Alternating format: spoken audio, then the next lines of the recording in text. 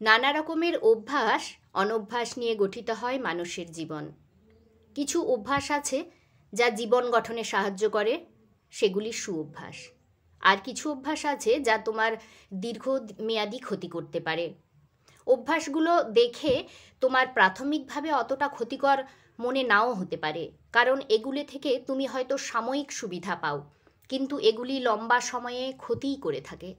এমনকি এইসব অভ্যাস এমন পর্যায়ে পৌঁছে যায় যেখান থেকে বের হওয়া অত্যন্ত কঠিন।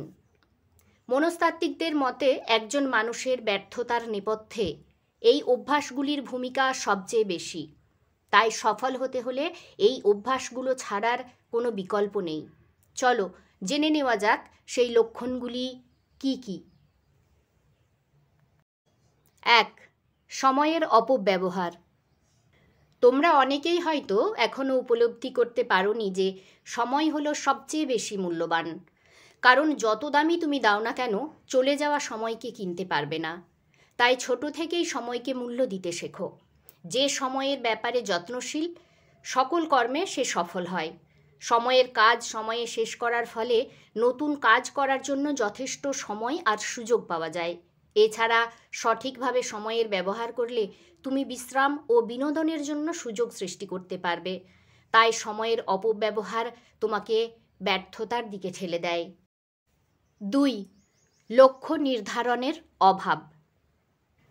কোনো কিছু অর্জন করতে হলে সবার আগে সেটা নির্দিষ্টভাবে নির্ধারণ করতে হবে।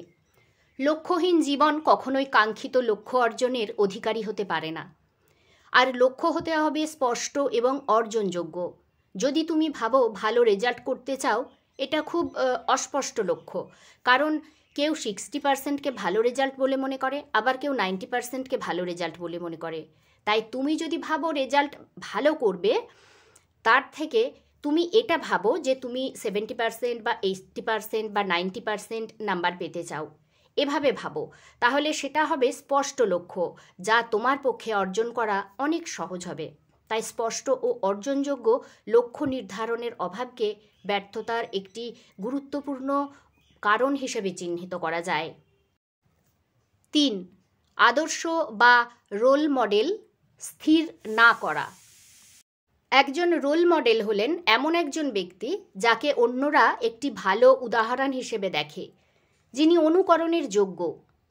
তিনি তোমার বাবা মা, তোমার প্রিয় শিক্ষক বা একজন ভালো আচরণকারী সেলিব্রিটি হতে পারেন, যিনি তোমাকে তার ভালো আচরণ দ্বারা অনুপ্রাণিত করতে পারেন। এমন একজন মানুষকে রোল মডেল হিসেবে সামনে রাখলে লক্ষ্যের দিকে কয়েক ধাপ এগিয়ে যাওয়া সহজ হয়। কিন্তু সামনে কোনো আদর্শ চরিত্র বা রোল মডেল না থাকলে বলা যায় সাফল্য বিলম্বিত হয়। 4. কাজে বিলম্ব বা দেরি করা। প্রথম পয়েন্টে আমি তোমাদের সময়ের মূল্য সম্বন্ধে বলেছিলাম।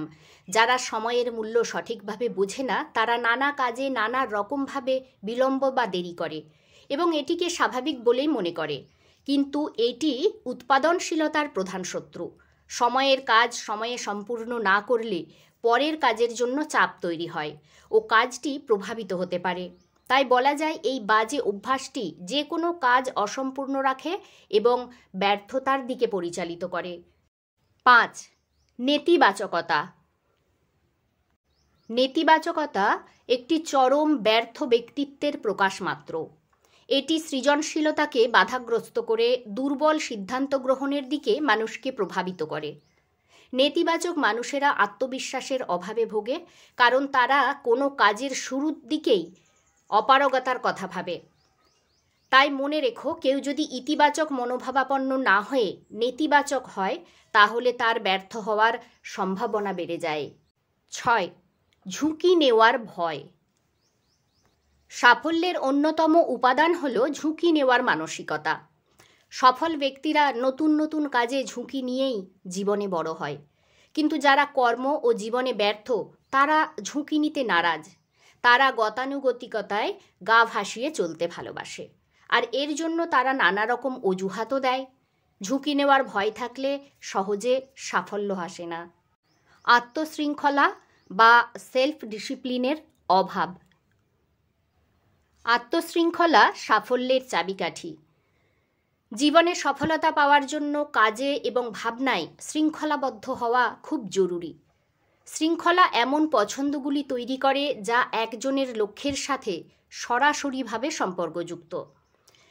শৃঙ্খলা বা আত্মশৃঙ্খলা এবং আত্মনিয়ন্ত্রণের অভাব মানুষকে ভুল পথে চালিত করে।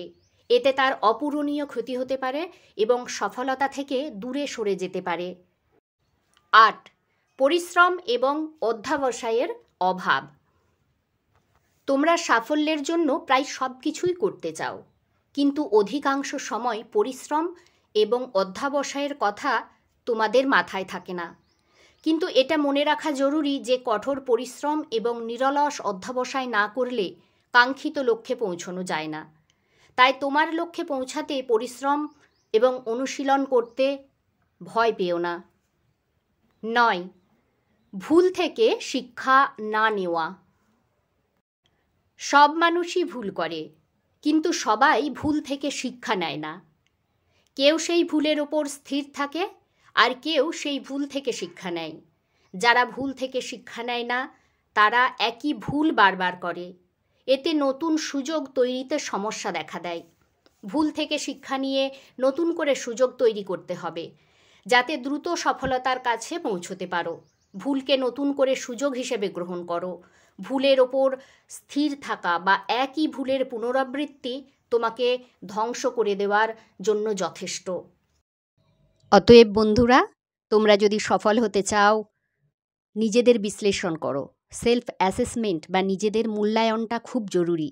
দেখো, এই ৯টা লক্ষণ তোমাদের মধ্যে নেই তো?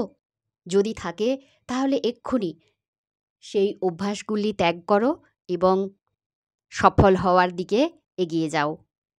নমস্কার, ধন্যবাদ।